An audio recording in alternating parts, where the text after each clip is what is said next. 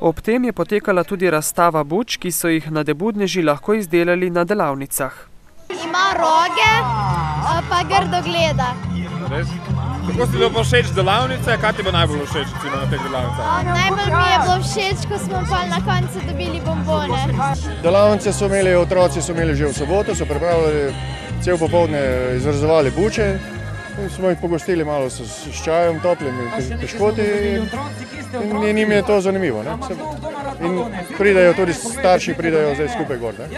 Na bučni poti je bilo tokrat med 150 in 200 buč, na vrhu pa so obiskovalce pričakali čarovniški napoj, vedeževalka, pečen kostanj in zabavni program. Številne buče so bile tudi nagrajene. Vedno nagradimo pač najlepšo bučo izrezano, najbolj umetniško,